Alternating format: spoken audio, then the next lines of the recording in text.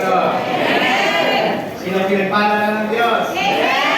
At pinaniniwalaan po natin, ito ay nangyayari sa ating mga buhay. Sa pagdating po ang sinasabi ng salita ng Diyos. Kaya pagka sinabi po ang salita ng Diyos, walang pag-iilangan, walang pagtutulan, kaya na ito ay mangyayari sapagkat ang nanako ay ang Diyos at hindi ang tao. Kaya po mga kapatid sa ating mga pagpatuloy ng aming mga pag-aaral, ay aming na po natin kung ano yung sinasabi ng salita ng Diyos sa ating mga buhay bilang mga anak niya. At bilang mga anak ng Diyos, tayo po lahat ay meron assurance or katiyakan ng kaligtasan na meron po tayo. Sapagkat ang kaligtasan po ay sa pamamagitan ng biyaya ng Diyos. Walang kahating gawa, hindi dahil lang sa ating pananampalataya. Kaya dapat maunawaan po natin ito, yung ating pong pinag-aaralan patungkol sa salita ng Diyos. Ang ating pong pinag-aaralan ay the power of God's Word. Kasi ang salita ng Diyos ay makapangyarihan. Sino naniniwala? Amen! Ang hindi na naniniwala po natin mga kapatid, ang yayari sa atin. Yan ang kapangyarihan ng Diyos. At ang salita ng Diyos, lagi natin pinapaalala, lagi kong nilalagay dyan, lagi natin nilalagay dyan sa PowerPoint natin, it is our foundation. God's Word is our foundation. Ang salita ng Diyos ay ating pundasyon. Kapag meron ka pa ibang pundasyon, maliban sa salita ng Diyos, mabuhay. Kaya kung may paniniwalaan ka at meron kang pananampalatayahan, walang iba kung hindi yung sinasabi ng Diyos. Sapagkat pag sinabi po ng Diyos, ito yung mangyayari. Kaya ang ating pundasyon ng ating pananampalataya ay ang salita ng Diyos. Kapag tayo ay nag-aaral ng salita ng Diyos, ang ating pong pinag-aaralan ay kung ano yung talagang sinasabi ng salita ng Diyos. Hindi po kung ano yung pinapaliwanag lang ng nagtuturo sa atin. Kapag pinapaliwanag lang ng walang basihan sa salita ng Diyos, hindi tayo obligado maniwala. Kailangan mayroong ipakitang talata at yung talata na ito kailangan nasa tamang context. Kasi hindi pwedeng hinugot-hugot lang dyan. Pag hinugot-hugot mo lang, maniwala ka, ang salita ng Diyos magkokontra kapag hugot-hugot lang ang ginawa natin. Kailangan ang salita ng Diyos, ito ay mayroong context doon natin sa pagbabatayan. Mapapaliwanag natin mabuti ang sinasabi ng salita ng Diyos kapag ang tamang konteksto ay ating pong nakuha. Maunawaan natin kung ano gustong iparating ng Diyos sa mga lumabasa nito kung maunawaan natin ang tamang konteksto ng sinasabi ng salita ng Diyos. Ito po ang ating ginagawa. Kaya maraming salamat sa bawat isa na nagte-take note at nag-aaral pa sa bahay. Yan, tiyak. Yan yung mga lalagin sa kanilang mga pananampalataya. Kasi hindi lang tagapakinig, tagasulat din. Amen.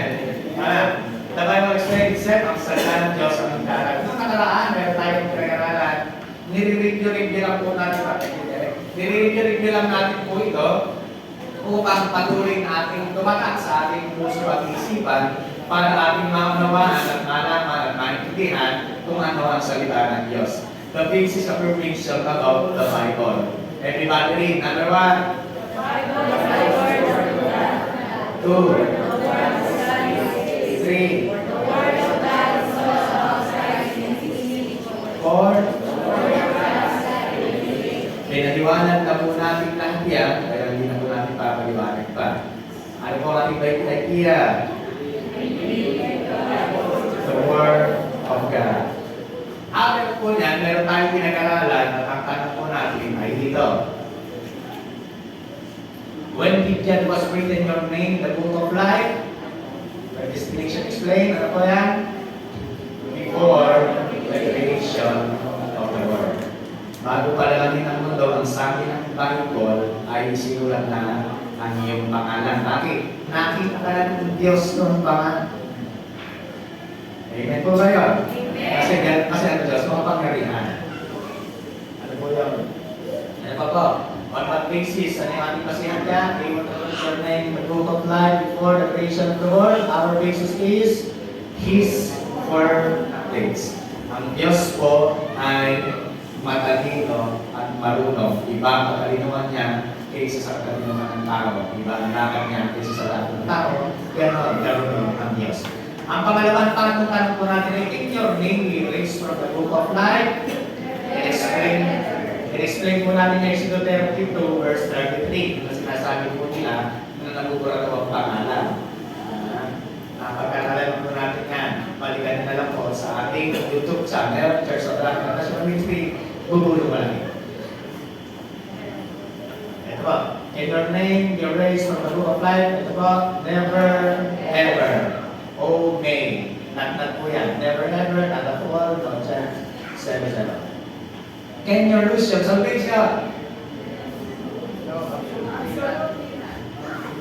Yan. Absolutely. Iyon na. Okay. Meron tayong tatlong pinag-aralan po dyan. Unconditional kind of security in Christ. Ibig sabihin, tayo po na mga anak ni Kristo ay meron tayo ang unconditional eternal security. Meron tayong eternal security. Ano po yung basis? Because this a flagship teaching of full grace. Puro biyaya ng Panginoon, tayo ay naligtas sa biyaya ng Diyos. Hindi tayo sa ating magagawa. Secure people perform well. Ang tao ligtas sa pamamagitan ng pananampalataya, dahil siya ay ligtas na, siya po ay gumagawa. Dahil siya ay ligtas na. Hindi na una yung gagawa para maligtas. Dati ang alam natin, para tayo maligtas, magsimba, gumawa ng mabuti. Mga kapatid, lahat ng kabutihan na gagawin natin sa tingin ng tao, ano ang sabi ng Diyos, ay isang basahan lang sa harapan ng Diyos. Ano ang gagawin natin? Ano ang gagawin natin? Kabutihan kung ang tingin ng Diyos, ang kabutihan gagawin natin ay isang basahan. Wala. Kaya tayo naligtas dahil sa biyaya ng Diyos at kaya tayo gumagawa ng pabuti dahil tayo ay ligtas. Comprende? Amen. Kaya secure people perform well. Kapag ikaw ay totoong ligtas, gumagawa ka. Amen po ba? Mamaya, matutulat kayo dito. Sabi ng John chapter 8, ito ay kwento ng isang babae na lumapit hindi pa lumapit kay Jesus, dinala kay Jesus. At sabi niya, Panginoon, ang babaeng ito na uli namin sa pangangalo niya. Ang sabi sa aklat ni Moses, kailangan siyang patuhin hanggang sa mamatay. Ano ang ginawa ni Jesus? Sumulat sa lupa. Di natin alam kung anong sinulat ka sa lupa. Ang sabi ng iba, sinulat ko sa lupa ng Jesus ay kung sino ang walang kasalanan, siyang bumaton.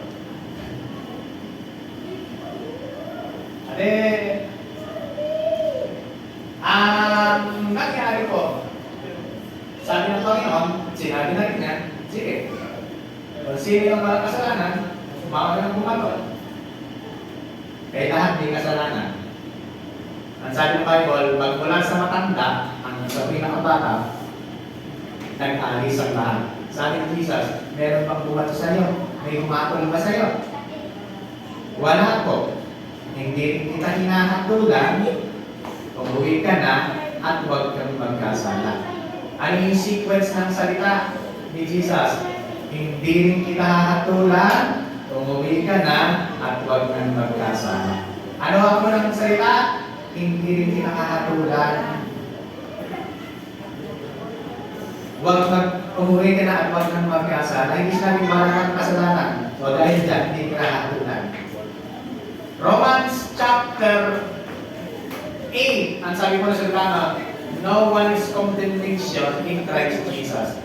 Ang sino man na kay Kristo Jesus ay wala ng anumang paghatol. Sino ang ating Kristo ngayon? Ang sabi na sa ng Diyos, kung ikaw ay na kay Kristo, wala ng paghatol. Alam niyo yung babae na yan, nung siya po ay naranasan ng Panginoon at pag-ibig ng Diyos, sumunod-sunod na sa Panginoon. Minahal na ang Diyos. Kasi yung napatawad ang kasalanan, yung nilinis sa kasalanan, yung hindi na nagpe-perform well. Gumagawa talaga. Kaya ang sabi natin nung nakaraan ay ito, forgiven little, loves little. Forgiven much, love much. Ang pinatawag sa kaunti, kaunti lang yung magmahal. Ang pinatawag ng malaki, ay malaki yung magmahal. Kaya yung babaeng pinatawag, hanggang sa mamatay ang Panginoon Kristo, sunod siya ng sunod. Sunod siya ng sunod. Sa babae ito. Bakit po? Sapagkat ang pinatawag ng maliit, maliit lang kung magmahal. Ang pinatawag ng malaki, malaki kung magmahal. Ngayon, ano ba ang kasalanang pinatawag sa iyo ng Diyos? Malaki po ba o maliit? Kaya kung malaki ang sinasabi kong kasalanan pinatawag sa iyo ng Diyos dahil hindi mo punta ng impyerno sa iyo ng Panginoon, ibig sabihin, malaki ang iyong pagmamahal sa Diyos. Naintindihan mo ba mga kapatid? Sa ibang salin, ano po yan? Ang pinatawag ng maliit ay maliit kung magbigay. Ang pinatawag ng malaki, malaki kung magbigay. Yung nakaranas ng biyaya ng Diyos, grabing magbigay sa Diyos, grabing maglingkod sa Diyos, grabing magpuri sa Diyos. Bakit po? Iba yung naranasan ng biyaya sa Panginoon. Hindi kayang sukatin, hindi kayang higitan ang pag-ibig ng Diyos. Ano pa?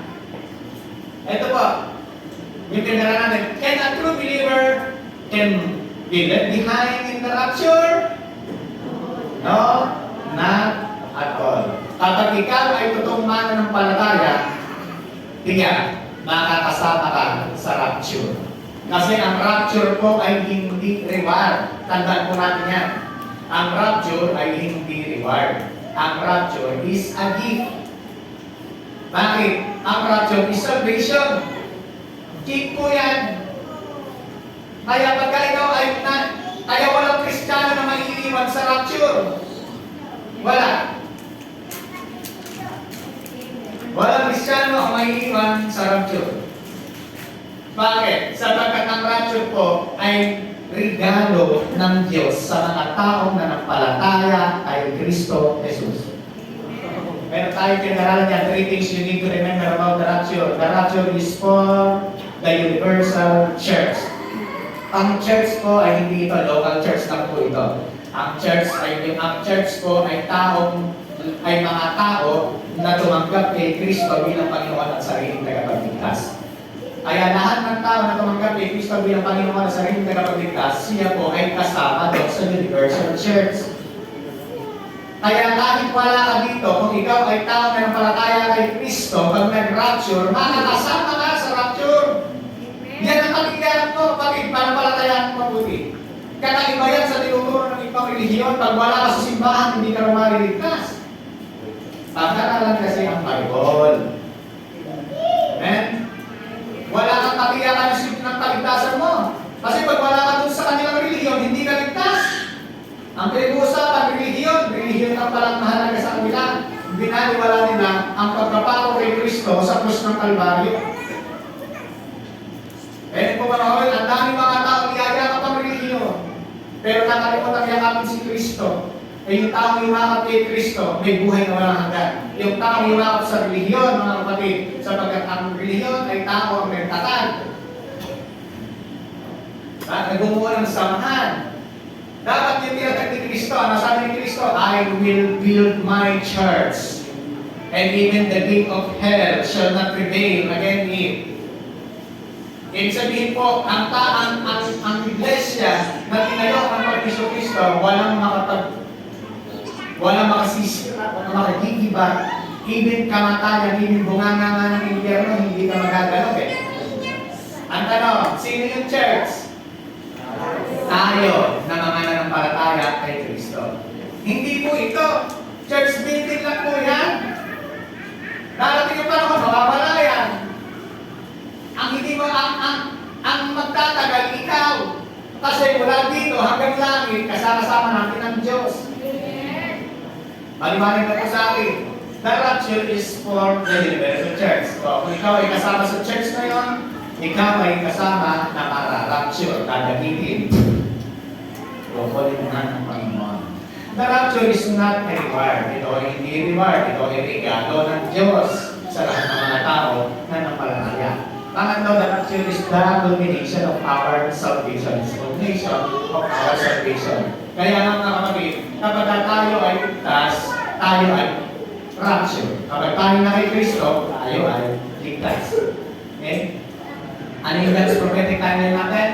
Ito po, tingnan mo natin. Una, ito po yung church age. Ito po yung church age na ito. Ayan, magpalagi sa harap na yun. Yan po yung panahon po natin.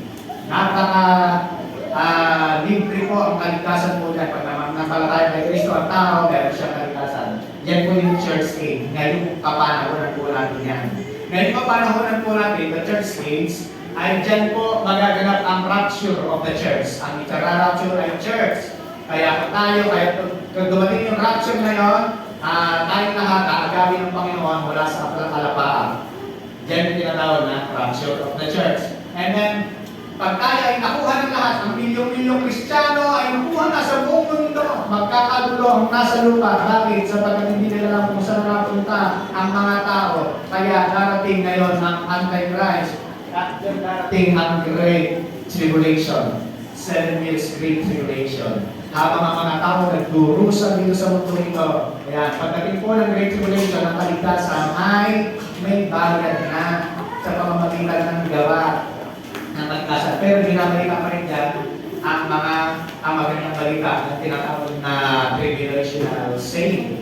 Yan po yan. After po na, ay meron second coming. Pagbaba ni Kristo, the battle of Armageddon. And then after po ng battle of Armageddon, si Satanas ay kukulong na sa libong taon para naman dadaya. Hindi po yung tinatawag na millennial kingdom. Ang lahat ng mga tao kay Kristo, doon natin nakita sa millennial kingdom na ang tupa at ang dilon ay magkakaling tutulong. Okay. Final report, Great White Throne Judgment. Magkakaroon na ang pagbuko at ang buho man sa Great White Throne Judgment ay ang mga hindi Kristiyano. And then papasok tayo doon sa eternity, new heaven and new earth, mula dun sa langit. So excited po mga kapatid. Yan po ang pinapakita sa atin ng Diyos sa mga susunod na mga panahon. Hindi mo natin may papaliwanag yan sapagkat mahaba. Siguro, pagdating ang panahon, ay parang natin baka next week. Okay na po ba kayo mga kapatid? Ayan, ito pag-aaral natin. The Bible is said, verses tayo. Revelation chapter 3, verse 16. Pastor, may mga nagtatanong. Ano naman ang ibig sabihin nitong verse na ito? So, then, because you are lukewarm and neither cold nor hot, I will vomit you. I will vomit you out of my mouth. Dahil ikaw ay maligamgam, hindi maninit at hindi malamig, isusuka kita, ang sabi ng Panginoon. Ay, parang Tagalog ito. Kaya nga, sapagkat ikaw ay maligamgam, hindi malamig o maninit, isusuka na kita mula sa akin bibig. Ano ang ibig sabihin ko ng salitang ito? Napakahalaga po kasi na ang scripture o ang Bible mismo ang nagpapaliwanag sa kanyang sarili. Marami po mga tagapangaral ang sabi niya, o di ba? Kapag ikaw ay maligamgam, hindi ka masasama sa rapture kasi ikaw ay maligamgam. Malahininga ka.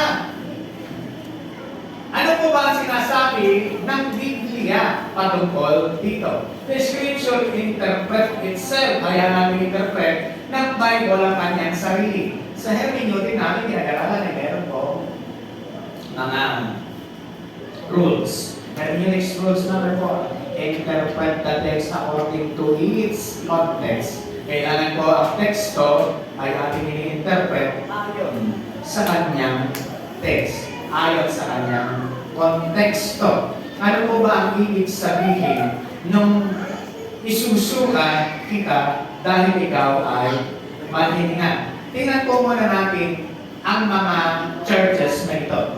Ang message to the 7 churches, yan po ay Pergamo, Tiatira, Sardis, Smyrna, Philadelphia, Ephesus, Laodicea. Ito pong 7 churches po na yan ay isinulat doon sa pasimulan ng Revelation sa aklat ng Pahayag. Bababasa niyo po dyan yan. Nabasa niyo na po ba dyan, mga kapatid? Yan pong 7 churches po na yan ay makikita natin doon sa aklat ng Pahayag. Kasi itong 7 churches ay mga local church po yan. Hindi po pinatutungkulan ang universal church.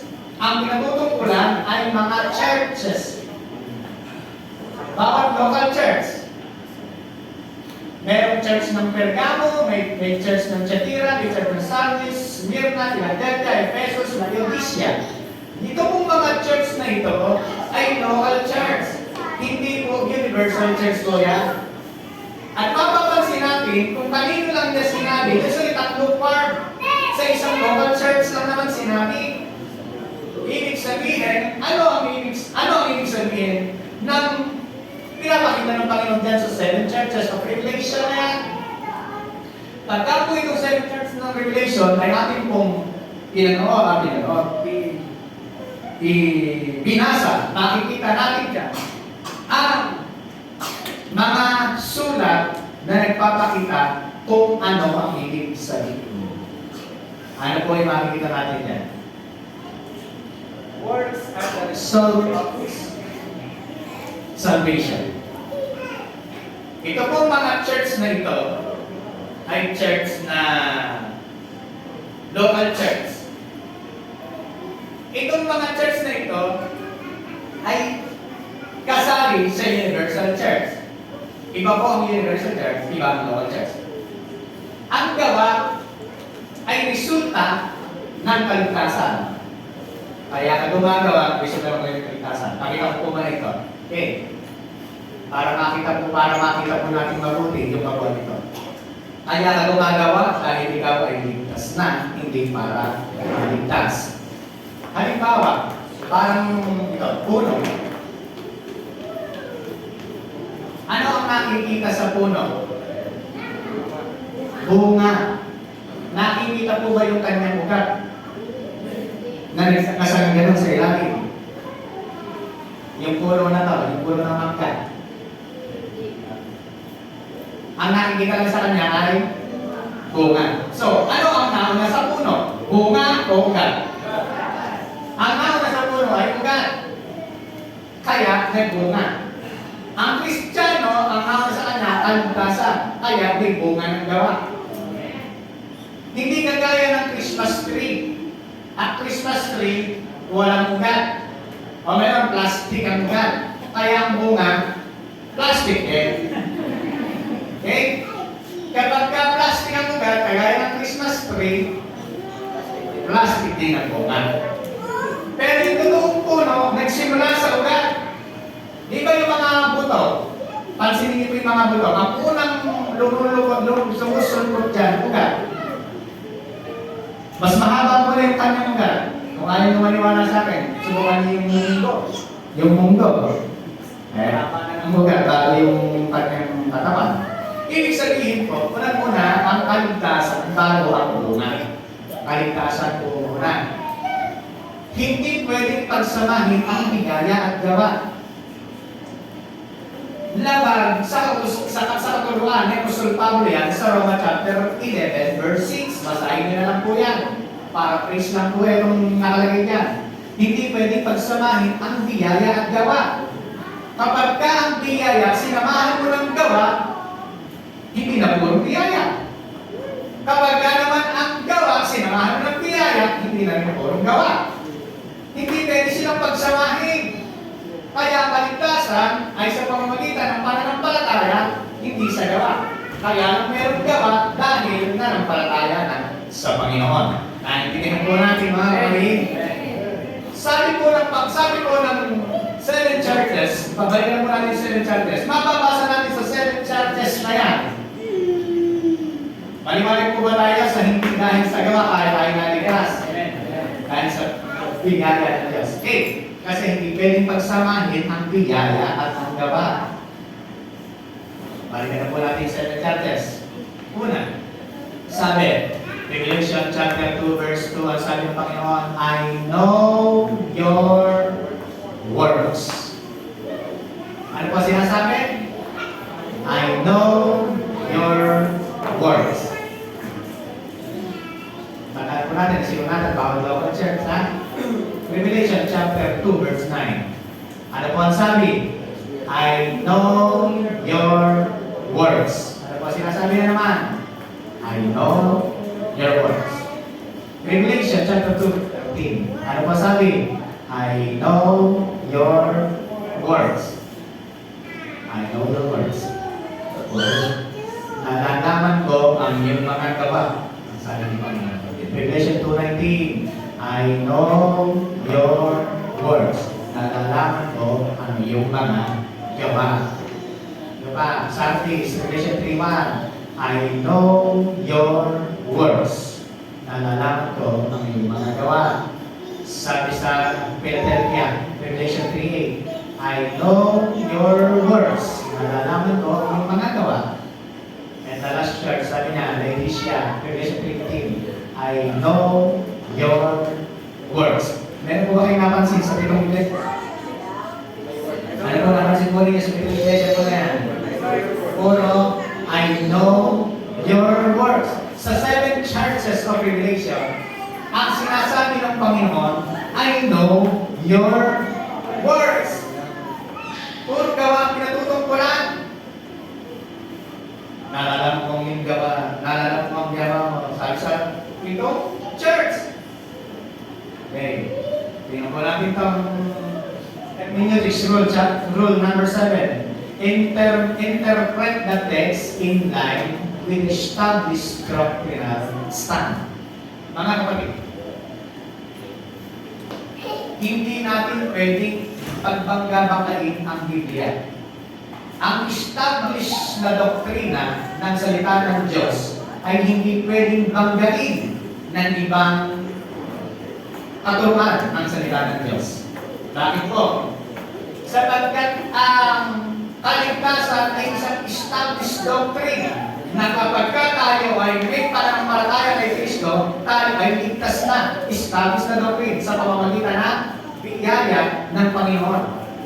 Kapag sinama natin yung gawa, hindi na po biyaya. Kaya, hindi pwede. Babangga sa hermeneutics po yan. Rule number 7. Interpret the text in a line with established doctrinal stand. Kailangan po ano yung stand ng una, hindi pwede na. Ako, sabi ni Apostol Pablo, sa biyaya, naligtas tayo. Bakit si Juan at sinasabi niya, pag-lukwar tayo, hindi tayo kasama sa rapture. Hindi ko ganun na sinasabi. Babangga. Magkakaway yung dalawang writer. Kaya naman po mga kapatid, ang pinatutungkulan sa sinasabi ni Juan ay patungkol sa mga gawa, hindi doon sa kaligtasan. Yung mga gawa pinatutungkulan. Whatever the meaning of Revelation 3:16 should not in any way contradict the established doctrine of salvation is by grace alone. Hindi pwedeng magbangga sa mga gawa. Ano ang ibig sabihin niyan para sa iyo ng Revelation 3:16? Kailangan hindi bumangga sa tinutulong establisyadong doktrina ng kaligtasan sa pamamagitan lang ng pananampalataya natin sa Panginoon. Naintindihan po natin mga kapatid. Salamat sa konti na lang natin. Word are separate issue to salvation. Hindi pwedeng pagsamahin niya. Lagi kong idilitin ito. Ang gawa ay siwalay na usapin para sa kaligtasan. Lagi ko sinabi, word are not addition to grace, but rather the result of grace. Tumanggap ka ng biyaya mula sa Diyos, kaya ikaw ngayon ay gumagawa. Ganyan po ang nangyari. Salvation is the root, while the work are the fruit. The root comes first, then the fruit. Ang una, root. Pananampalataya. Nung nanampalataya ka, makikita sa iyong gawa, magbuong yung bunga. Kung ikaw ay puno ng netugan, makikita dapat yung bunga. So, ano ang nauna? Fruit. Sumunod, root ang nauna. Sumunod, fruit. Salvation is the cause, the work ang depression. Naintindihan po natin mga kapatid. Kaya tayo gumagawa dahil ito ay effect ng ating kaligtasan. Kaya tayo nagbubunga dahil mayroong root. Kaya tayo mayroong kaligtasan, kaya tayo mayroong gawa, mayroong tayong kaligtasan. Nauna ang kaligtasan bago ang gawa. You do not work to be saved. The truth is, you love to work because you are truly saved. Ngayon po mga kapatid, hindi ka gumagawa para maligtas. Hindi ka nagsisimba para maligtas. Hindi ka nagbibigay para maligtas. Hindi ka sumasamba para maligtas. Kaya ikaw ay sumasamba, kaya ikaw ay nagbibigay, kaya ikaw ay nagpupuri sa Panginoon, kaya ikaw ay gumagawa sa karera ng Diyos dahil ikaw ay ligtas na. Alam niyo po mga kapatid, napaka-sarap gumawa kapag alam mo may kaligtasan ka na. Pero ang kasama pagka ginagawa mo lang, gawa ka ng gawa, pero wala kang makaligtasan, kalaunan magsasama ka. Ganyan ang mangyayari sa iyo. Once you are saved, you are truly saved.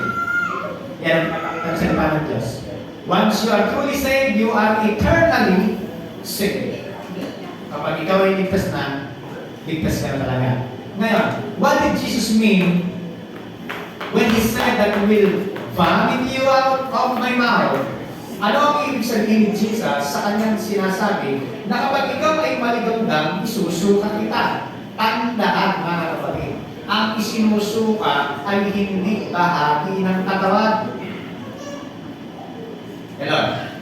Kapag ba ikaw ay nasuka, sino ka ba? Ay, nasuka ko, puso ko na po. Sumuka ko, ay nasuka ko, ay balik. Ano po ba ang sinusuka? Yung marurungin. Kaya nakakain ka ng hindi bagay na panis. Kung panis, ganyan. Nasuka ka ngayon. Hindi mo naman isinuka yung puso mo. Hindi mo nasuka ka, hindi mo naman isuka yung atay mo, balong-balong na at saka pala. Nung nasuka ka, hindi bahagi ng katawan ang isinuka. Kaya sabi ni Jesus dito, dahil ikaw ay malahina, maligam ka, isusuka kita. Tanda natin, ang sinusuka ay hindi bahagi ng katawan. Ikaw na Kristiyano na nagpalataya kay Kristo ay bahagi ka ng katawan. Hindi ka pwedeng isuka dahil bahagi ka ng katawan. Kung nakakain ng hindi maganda, kasama ka sa nagre-react. Sumusuka. Naintindihan. Ano ngayon ang sinasabi ng Panginoon? Revelation 3:20. Ito po yan. Behold, I stand at the door and knock. If anyone hear my voice and open the door, I will come in to him and dine with him and he with me. I stand at the door and knock. Ano ang sinasabi ng Panginoon? Patungkol dyan. Ibig sabihin po, sa loob ng local church,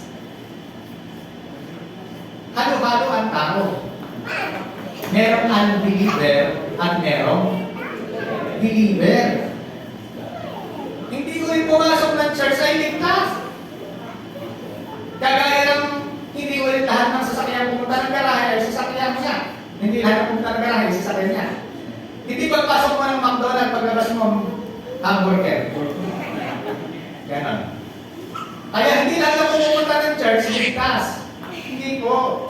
Ang nakakaalam lang na ligtas ka, ikaw at ang Diyos. Sapagkat personal na relasyon sa Diyos ang kaligtasan.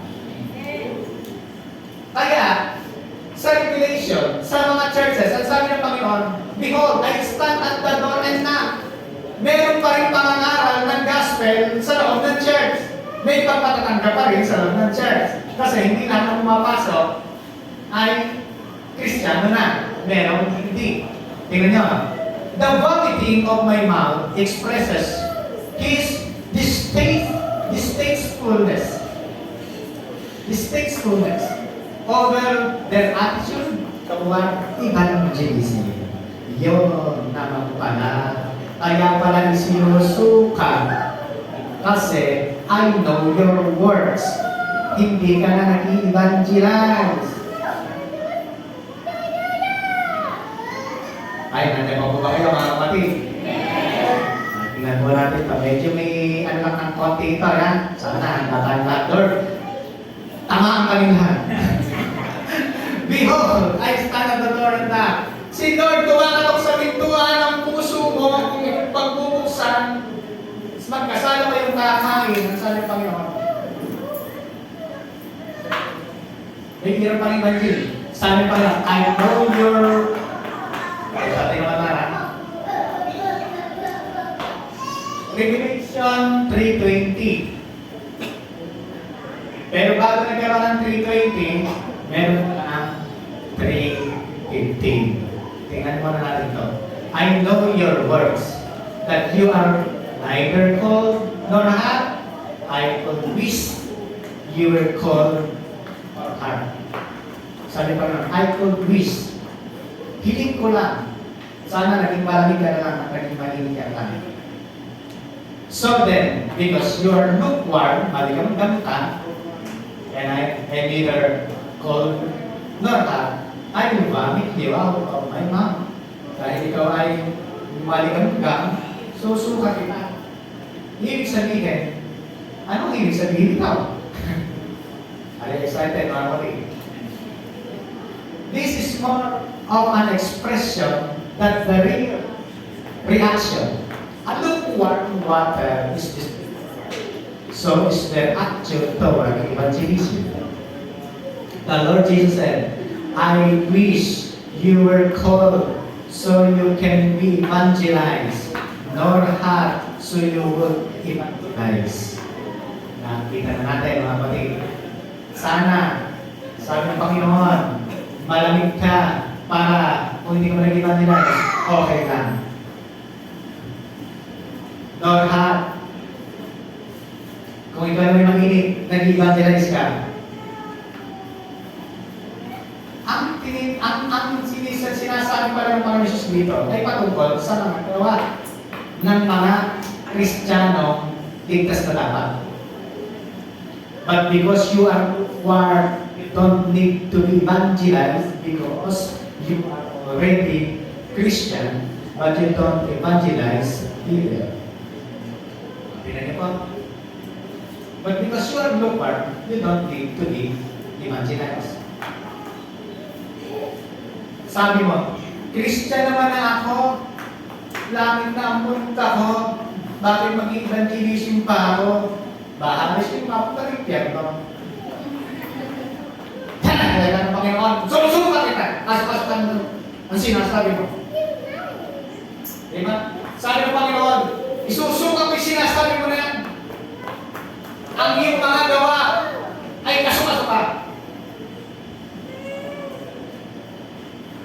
Dahil ikaw ay Kristiyano, na okay na sa'yo na umatin na kita lang, o umuupo na lang yan, hindi ka na nag-evangelize, hindi mo na wala ng concern sa mga taong mapapahamak sana. Sabi ng Panginoon, mabuti pa sana kung ikaw ay nag-ihimanan ng palataya. O kaya naman, kung mainit ka, grabe ka maglingkod. Kaya lang, malagihay. At ang lekta mo lang, pagbangon mo lang sa mga pagsama, atin ka na ito, hindi. Kaya ka ng Panginoon. Kaso ka, ang iyong attitude. Nakikitin po ba natin mga kapatid?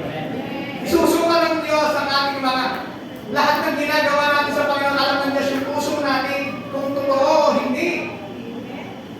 Hello? Nalalaman ng Diyos yung ginagawa natin sa kanyang kaharian kung totoo o hindi. Tingnan niya. A call, yung call, represent the unbelievers. Yung malamig, ang ibig sabihin ng ikaw ay malamig. Unbeliever yun. Mabuti pa malamig ka na lang eh, kasi bakit? Walang susuka eh. Sabi ng Panginoon. Represent yun sa unbeliever, yung mga malamig. Yun namang hot, represent the evangelizing believer. Yung hot ay represent siya ng mga nag-i-evangelize na mga mananampalataya. Grabe ko mag-evangelize kahit sino makukuhan. Grabe, share ng share, share ng share. Yung kikabayo, ginagawa yung ginagawa natin. weekly dati, nag-evangelism tayo. Ngayon, represent ng nag-evangelize na believer. Grabe, na share yan. Yung lukewarm, yun yung represent ng evangelizing believer. Kung ikaw ay Kristiyano na at hindi ka nag-evangelize, tama na sa ipapit natin. Ikaw ang sinasabihan ng Diyos na lukewarm. Maligam ka. Hindi ka tanggap-tanggap ang iyong ginagawang paglilingkod sa Diyos. Ang masusukat dito. Nakikita natin yung picture ng sarili natin, mga kapatid. Sino na tayo dyan ngayon? Tayo ba'y hat? Hindi na tayo siguro yung unbeliever. Dahil tayo mga nanak kay Kristo. Ay, huli na natin. Tayo yung lukewarm. Okay? Tingnan nyo. The Lord Jesus said, I wish you were called so you can be evangelized. Kung ikaw ay maligaw ka, mag-evangelize ka. Ay, kung ikaw ay malamig, mag-evangelize ka. I wish you are hot so you will go out and evangelize. Kasi kung ito'y mainit, yung mga malamig, ma-evangelize ko eh. Eh kung yung nasa gitna, maligam-gam ka, tama, Kristiyano ka na, kaya lang, tama na tama tayo sa gawain ng Panginoon. Eh naku, pasok-pasok ka sa harapan ng Diyos. Sabi ko sa'yo, tatama tayo lahat dito. Hallelujah. Tingnan niyo po, it is distasteful that you are lukewarm, neither cold nor hot. It is distasteful because you do not evangelize. Hindi masarap sa panlasa ng Diyos ang mga Kristiyanong paupo, patulog-tulog, paisi-isi sa kaharian ng Diyos. Ay, ako po, Diyos ko po. Hindi mo, masakit sa puso natin na mga kapatid. This is the condition of spiritual apathy. Yan yung kondisyon. Yan ang kondisyon ng iyong spiritual apathy. I am saved. Sabi mo, ligtas naman ako. And on my way to heaven, papunta naman ako ng langit. And I don't care about other people if they go to hell. Wala na akong pakialam ng mga tao. Ano ba kung talaga kayo isang mundo? Yun ang katwiran ko pa. Ligtas naman ako. Kasi ang kaligtasan, napakita na naman. Biyaya ng Panginoon, pananampalataya kay Kristo. Ligtas na yung tao. Personal na relasyon yan. Ikaw lang nakakalat yan. Hindi ko pwedeng pilihin dito ay ligtas ka. Ikaw parang hindi.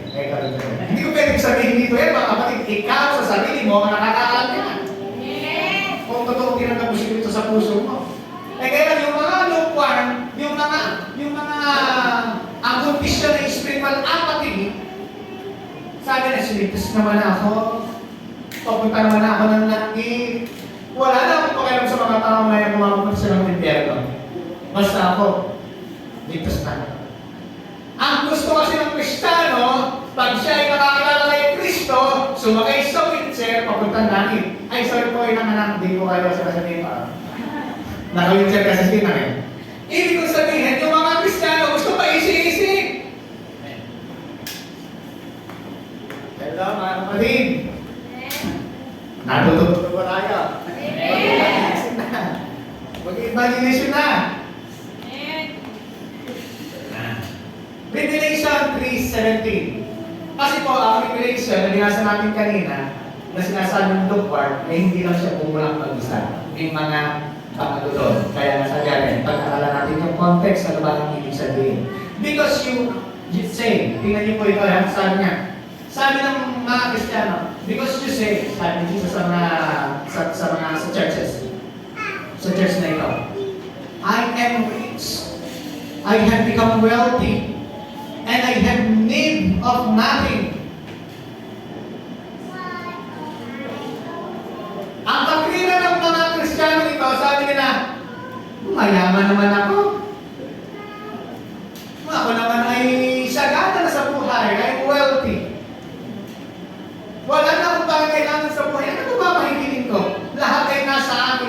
Bakit pa ako mag-evangelism? Bakit pa ako gaganito, ganyan, mag-inig ko sa Panginoon? Ang yaman ko naman.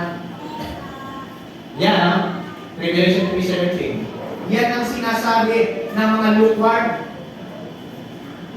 Pinagpala naman ako ng Diyos, marami namang pagpapala na, bahala na yung mga taong dyan. Ang sama pa ron, ay ang sinasabi mo ay, ako nga pinagpala, paupo lang, sila kasi tama-tama, manong magtrabaho. Tingnan niyo pa, bibigyan ko yan, binabasa natin. Because you say, I am rich, and become wealthy, and have need of nothing. Wala na akong pangangailangan, mayaman naman ako. Bakit pa ako maglilingkod? Kaso ba yan, mga kapatid? Hindi basihan na ikaw ay mayaman sa gana na hindi ka na maglilingkod sa Diyos. Ang sabi ng Panginoon, we are blessed. We are so much blessed. Dahil kay Kristo, pinagpala na tayo ng Panginoon. Kung nagmaterial yung pagpapala na yan sa iyo, walang problema doon. Kasi pagpapala galing sa Diyos yan. Ang problema, hindi natin ginagamit yung mayroon tayo para suportahan ang gawain ng Panginoon. Hindi natin ginagamit yung mayroon tayo para suportahan ang gawain ng ibang isip. Ang lagi natin sinasabi, mayaman naman ako. Sobra na ako sa lahat ng bagay. Wala na akong pangangailangan, wala na akong masasabi pa. Hayaan yung buhay. Kaya lang, yung ating trabaho sa Panginoon, lukewarm. Yung ating gawain, ginagawa sa Panginoon, lukewarm. Kaya sabi ng Panginoon, kung sinasabi mo hindi mayaman na, kung sinasabi mo hindi wealthy na, kung sinasabi mo wala ka ng pangangailangan, ang sabi ng Panginoon, and do not know that you are wretched, miserable, poor, blind, and naked. Akala mo, mayaman ka, okay ka na.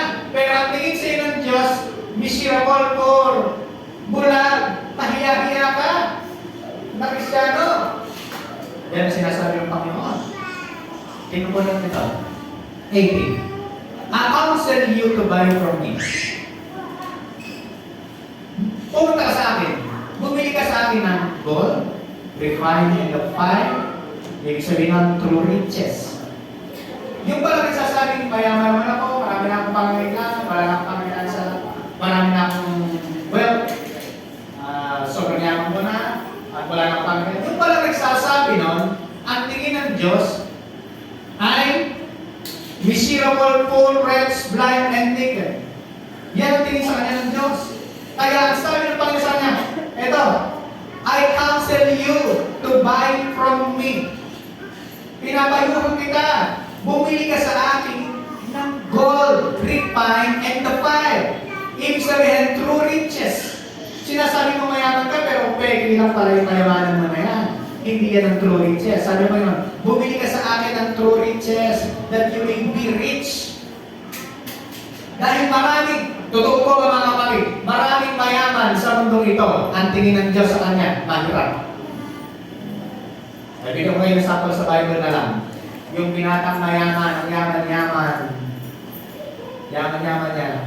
Pero sabi mo naman, may kulang pa sa iyo. Bakit? Ang tingin sa kanya ng Diyos, kahit mayaman sa mundong ito, mahirap pa din. Dahil wala sa kanya yung kaligtasan. Kaya sabi ng Panginoon, bumili ka sa akin ng refined in the fire, gold, na talagang pinadahan sa apoy. Ano yung sabi ng true riches? Totoong yaman. And that you may be rich.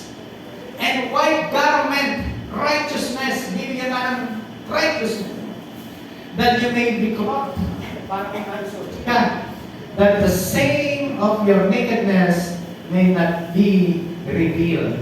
And anoint your eye with eye salve, that you may see spiritual sight. Ano ang ibig sabihin ng Panginoon sa spiritual sight na ito? John chapter 4, verse 35.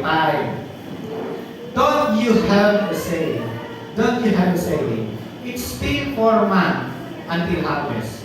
I tell you, open your eyes and look at the field. They are ripe for harvest. Sabi ng Panginoon Kristo, sinasabi nyo, 4 na buwan pa at anihan na.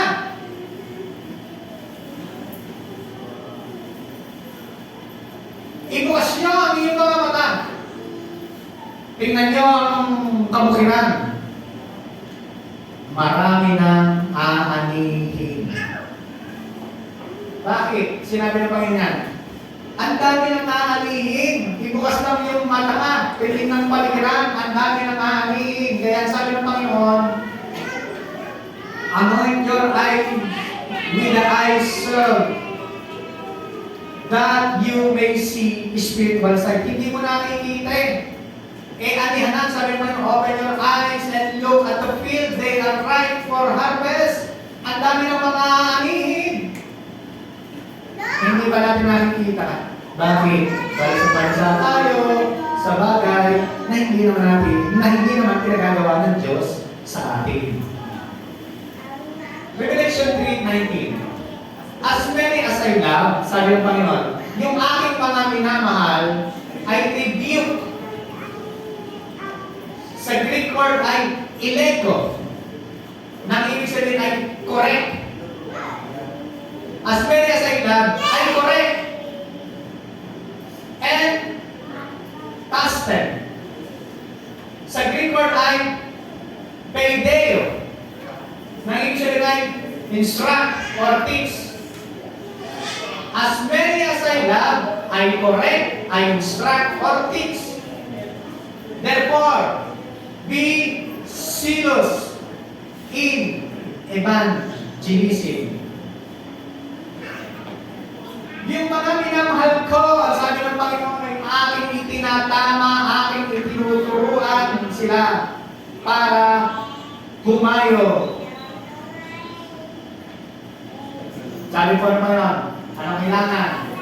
Therefore, be zealous and repent. Ang ibig sabihin po ng repent dito, metanoia. Ang ibig sabihin ng metanoia, change your mind. Baguhin natin ang ating mga kaisipan. Akala natin tayo ay nakakapagiging ng lubod sa Panginoon sa ating ginagawa, pero kinalimutan natin ang pag-ibanghelyo. Naintindihan po natin mga kapatid, ang Diyos po pala, ang tawag nila sa mga mananampalataya na hindi nag-evangelism ay luwar. Comprende? Ano kalagayan natin ngayon mga kapatid? Salamat po Panginoon. Mga aminado kami lahat, tulungan mo kami mag-evangelyo. All Scripture, tingnan niyo po ito yan.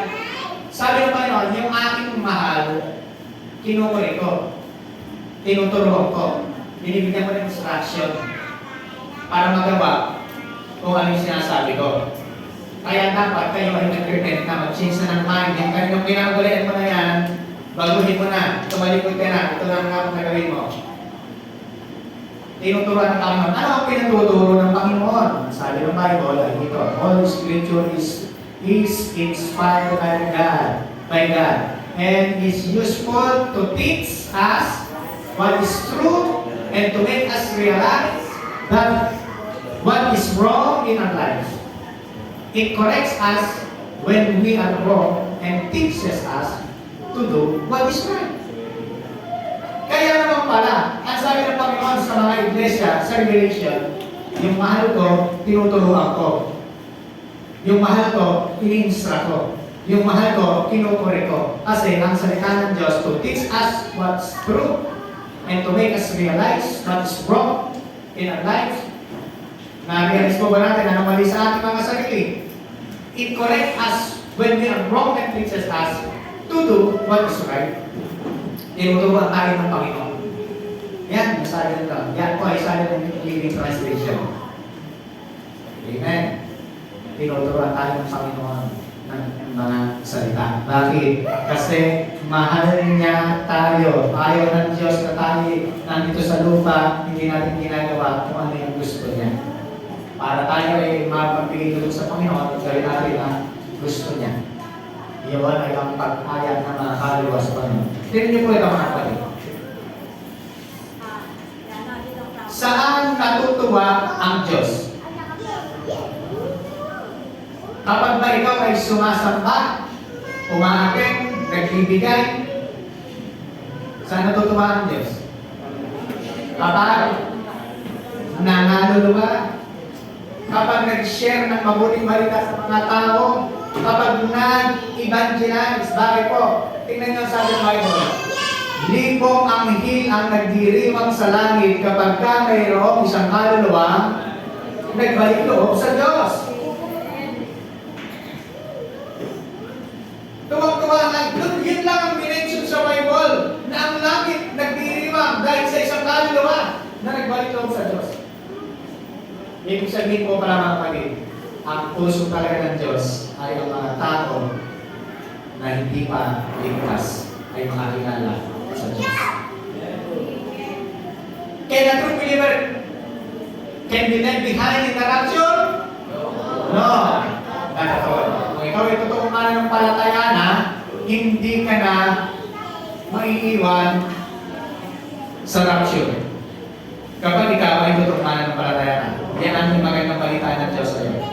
Dahil ikaw ay totoong mananampalataya na, hindi ka maiiwan sa rapture. Ang tanong ko ngayon ay ganito. Dahil ikaw ay totoong mananampalataya, hindi ka na maiiwan sa rapture. Ang tanong ko ay, gusto mo bang maiiwan yung mga mahal mo sa buhay? Gusto mo maiwan yung mga mahal mo sa buhay? Na habang nagkakasalan sa langit, nagkaroon ng rapture, yung mga mahal natin dito sa lupa na hindi kumilala kay Kristo, naghihirap sila. Dinaranas nila ang 7 years of tribulation.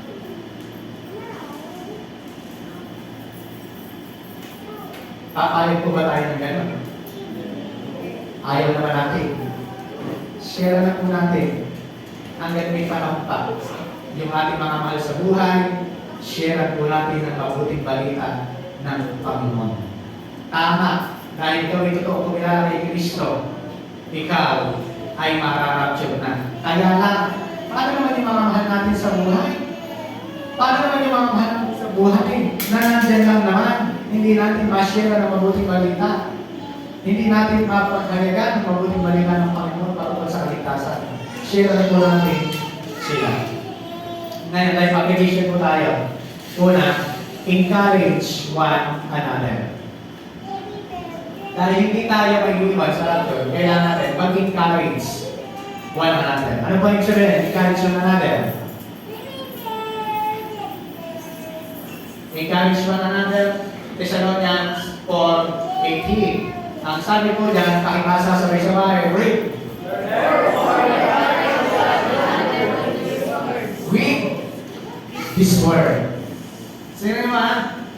Encourage one another, ang sabi ng Apostol Pablo, with this word. Ano po yung sinasabi ng encourage one another na yan?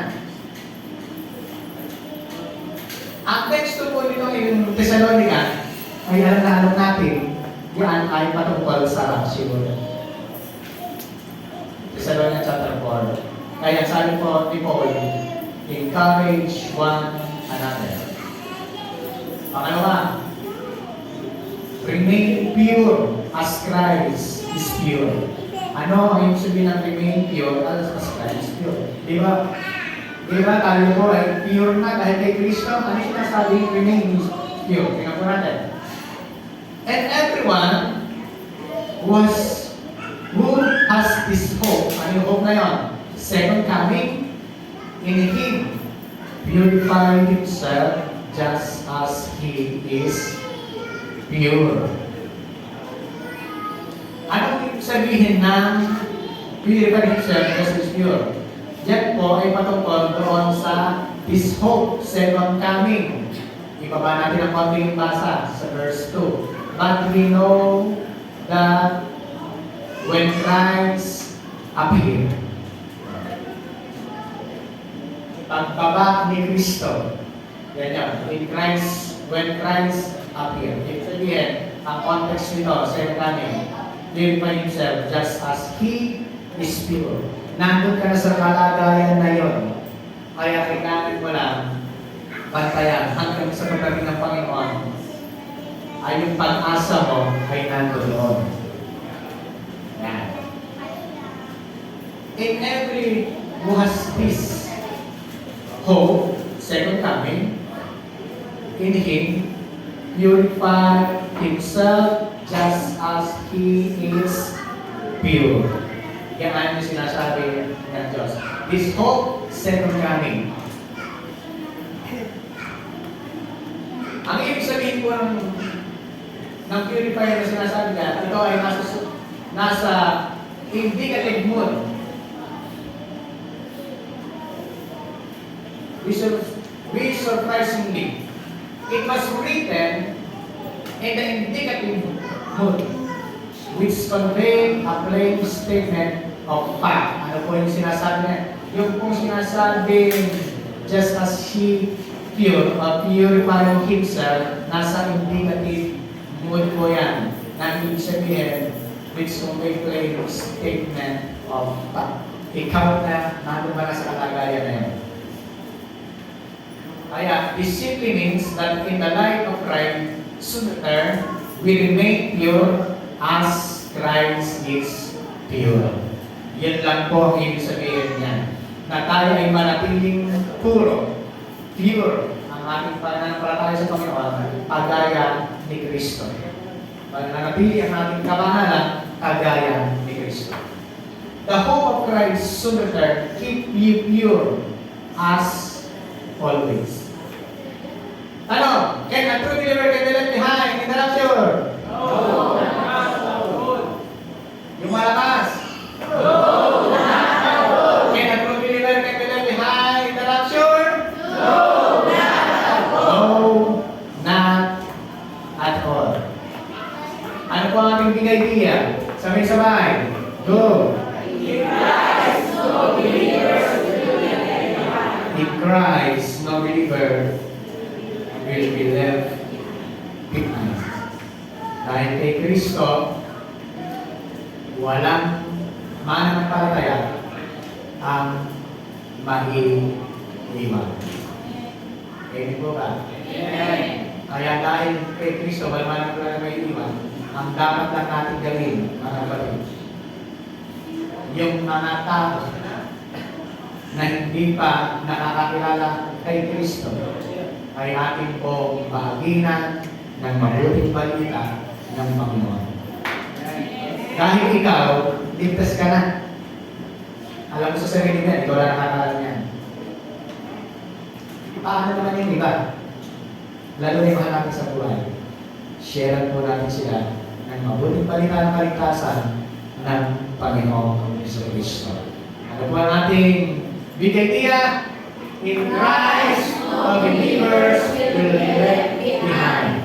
Isa pa, in Christ, no believers will be left behind. Dahil kay Kristo, walang mananampalataya ang mag-iiwan. Ang kasukasuka sa Diyos, mga kapatid, yung ginagawa natin, hindi man pinagagawa ng Diyos sa atin. Kaya gawin natin ang gusto ng Diyos na gawin natin. Amen po ba, mga kapatid?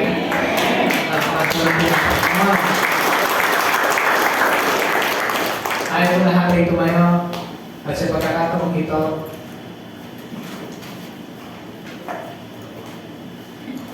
ikaw ang Diyos lang po ang nakakaalam.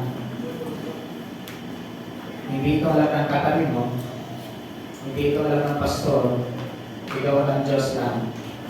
Yung personal na relasyon sa Panginoon ang nakakaalam.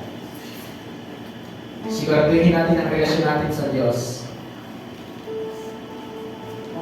Siguraduhin po natin ang ating katatayuan sa harapan po ng Panginoon. Maaaring tayong lahat dito ay tumanggap na kay Kristo. Kumilala na sa Panginoon bilang pag-sarili na kapag-ipas natin.